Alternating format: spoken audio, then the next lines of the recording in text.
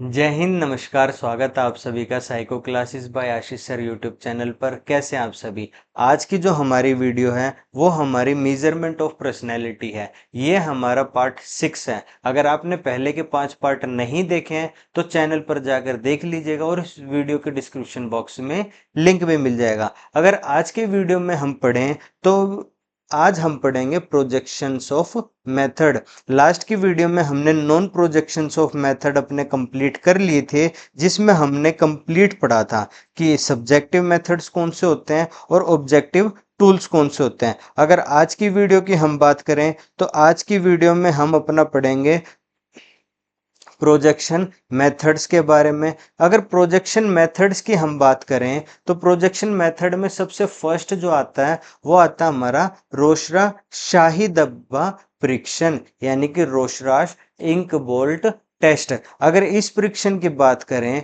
तो ये स्विट्जरलैंड के हमारे मनोरोग चिकित्सक थे हरमन रोशरा ने 1921 में इसको विकसित किया था। अगर इसके परीक्षण की बात करें तो इसमें ना हमारे कार्ड थे, शाही के धब्बे के 10 कार्डों का प्रयोग किया। इन कार्डों में 5 बिल्कुल काले थे, यानी कि टोटल 10 कार्ड थे, जिसमें से हमारे 5 जो थे वो हमारे ब्लैक थे और 2 काले व लाल थे। 2 हमारे काले प्लस लाल थे, ब्लैक प्लस रेड थे और 3 अनेक रंगों के थे और जो 3 थे वो हमारे मिक्स थे।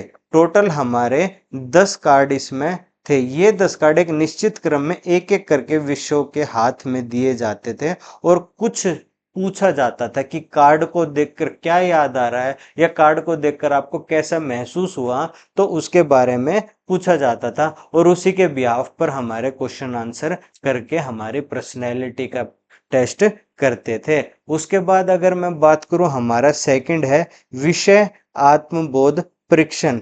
अगर इस विषय आत्मबोध परीक्षण के बारे में बात करूं तो ये जो था ये हमारा मॉर्गन ने विकसित किया था और बाद में मुरे ने इसको विकसित किया। ये अगर के बना मैं कहूं बनाया किसने था तो वो हमारा बनाया था मॉर्गन ने, और इसको डेवलप किसने किया था तो वो किया था हमारा मुरे ने। बनाया यानी कि ओरिजिनेट किसने किया तो मॉर्गन, और डेवलप किसने किया तो मुरे ने किया। इस परीक्षण की परिस्थिति में 10 रोशनाक परीक्षण के स्पष्ट होते हैं। इस परीक्षण में टोटल कितने कार्ड थे 31, 31 कार्ड थे।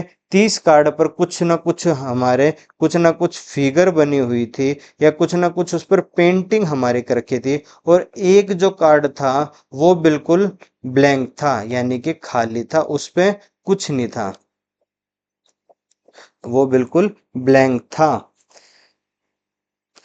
एक जिसका व्यक्तित्व परीक्षण कर उसे यौन और उम्र के अनुसार 31 में से 20 कार्ड चुनने के लिए बोला जाता था, जिसमें 19 कार्ड पर चित्र होते थे और एक सादा होता था। यानी कि एज के अकॉर्डिंग हम उनको कार्ड देते थे और एज के अकॉर्डिंग कार्ड देने के बाद कितने 20 कार्ड देते थे, जिसमें से 19 तो उनको फिगर वाले निकालने थे और एक उनको प्लेन निकालना था। प्रत्येक कार्ड पर अंकित चित्र व्यक्ति की कहानी तैयार करता था, यानी कि जो उस पर पेंटिंग उनको दिखती थी 19 कार्डों पे, उसके अनुसार वो एक स्टोरी बताते थे, उनको क्या महसूस हुआ, उनको क्या दिखा, उसके बिहाफ पर उनकी पर्सनैलिटी टेस्ट करते थे। उसमें उनका प्रेजेंट पास्ट फ्यूचर तीनों का वर्णन हो जाता था। बाद में पुराने 10 कार्ड के लिए कहा जाता था और सादा कार्ड दिया जाता, जिस पर वह अपने मन के हिसाब से विषय लिख सकता था या जो उसके मन में आ रखा वो लिख सकता था। यह आता हमारा विषय आत्मबोध परीक्षण, जो कि हमारा पर्सनैलिटी टेस्ट हम करते हैं। उसके बाद आता है वाक्य पूर्ति वर्ड एसोसिएशन टेस्ट। अगर वाक्य पूर्ति की बात करें तो इस विधि का प्रयोग सबसे पहले युग ने 1910 में किया था।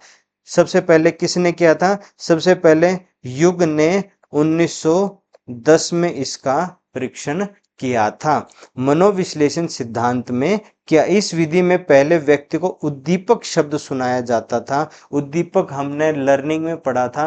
उद्दीपक एक स्टिमुलस था जो कि एक व्यक्ति को आकर्षित करता था काम करने के लिए, मेहनत करने के लिए। एक उद्दीपक उसको सुनाया जाता था। सुनने के बाद जो शब्द सबसे पहले उसके दिमाग में आता था उसे बोलने के लिए कहा जाता था। व्यक्ति के चेहरे की अभिव्यक्ति, प्रतिक्रियाओं संबंधी शब्दवर प्रकृति प्रतिक्रिया के समय विशेषज्ञ दबी हुई प्रवृत्ति और प्रकृति को उनके पता लगा लेते थे। यानी कि स्टिमुलस देने के बाद जो रिएक्शन चेहरे पर आता था, जो उसके हाव भाव होते थे, वो सारा पता लगा लेते थे। पता लगाने के बाद हमारा पर्सनैलिटी टेस्ट करते थे।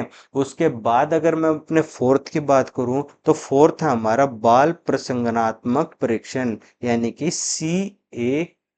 अगर CAT की मैं बात करूं तो डॉक्टर लियोपोल्ड बेलक द्वारा टेट विषय संबंधी अंतर्बोध परीक्षण के एक अनुवाद के रूप में 30 से 10 वर्ष की आयु के बच्चों पर प्रयोग किए जाने के लिए बाल संप्रत्यय, यानी कि बाल नाम में ही है, और 3 से 10 साल के हमारे जो बच्चे ग्रुप हैं उसके ऊपर हमारा विकास किया, पर्सनैलिटी टेस्ट किया और संशोधन किया। अगर मैं परीक्षण के वर्णन की बात करूं तो टोटल हमारे 10 कार्ड होते थे। अगर 10 कार्ड में से इस परीक्षण में पशुओं और चित्रों को लिया जाता था। बेलक का मानना था कि मनुष्य की अपेक्षा बच्चे पशु आकृतियों के साथ अपनी बेहतर पहचान बना सकते हैं, क्योंकि कार्टून को देखने के लिए या अलग अलग चीजों को, इंसानों को या किसी भी स्टोरी को सुनने के अलावा हम जानवरों के साथ ज्यादा लगाव लगाते हैं, कार्टूनों के साथ ज्यादा लगाव लगाते हैं। तो चित्रों में दिए गए पशु जीवन की विभिन्न स्थितियों में दिखाए होते थे ताकि बच्चे उन्हें सुख जीवन के साथ जोड़ सकें। जब बच्चे इन चित्रों को देखते हैं तो अपने अनुभव और भावनाओं से संबंधित कल्पनाएं उत्पन्न करते हैं, यानी कि वो सोच विचारते हैं, पशुओं को देखते हैं, उनके जो जीवन है उसके बारे में सोचते हैं और इसी पर कहानी बनाते हैं। और कहानी बनाने के बाद व्यक्तिगत समस्या बाहर आती है जिससे उनके व्यक्तित्व का मापन कर सकते हैं। यानी कि पहले कार्ड दिखाया, कार्ड दिखाने के बाद बच्चों ने सोचा, वो जो बच्चों ने सोचा वो टीचर को या फिर हमारा जो साइकोलॉजिस्ट हैं उनको बताया और फिर साइकोलॉजिस्ट ने उसके बिहाव पर पर्सनैलिटी टेस्ट किया। ये था हमारा फोर्थ प्रसंगात्मक परीक्षण। उसके बाद हमारा जो फिफ्थ आता है वो आता हमारा ड्रामा मेथड, नाटक विधि। अगर मैं नाटक विधि की बात करूं तो नाटक विधि व्यक्तिगत रूप से एक विशिष्ट स्थिति में निर्वाह करता है। क्यों?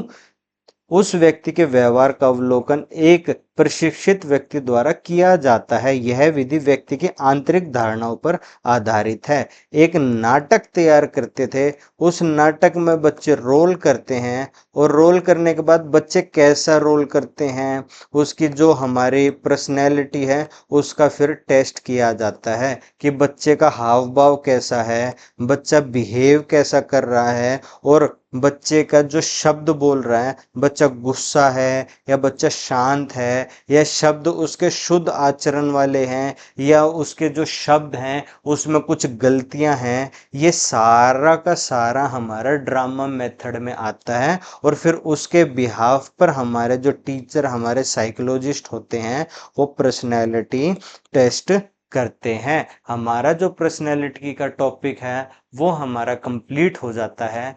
अगर पिछली वीडियो नहीं देखी है तो सारी वीडियोस देख लीजिएगा, ये वाली वीडियो कंप्लीट आपका पर्सनैलिटी का टॉपिक हो जाएगा। आज की वीडियो देखने के लिए धन्यवाद। इस वीडियो की जो पीपीटी है वो हमारे टेलीग्राम चैनल पर शेयर कर दी जाएगी। हैंडल नेम है हमारा साइको क्लासेस बाय आशीष सर। व्हाट्सएप चैनल भी, टेलीग्राम चैनल भी और फेसबुक चैनल भी, हमारा तीनों पर साइको क्लासेस बाय आशीष सर आपको मिल जाएगा। तो तीनों जगह फॉलो कीजिएगा, वीडियो को लाइक कीजिए, शेयर कीजिए और चैनल को सब्सक्राइब कीजिए। देखने के लिए आपका बहुत बहुत धन्यवाद। जय हिंद।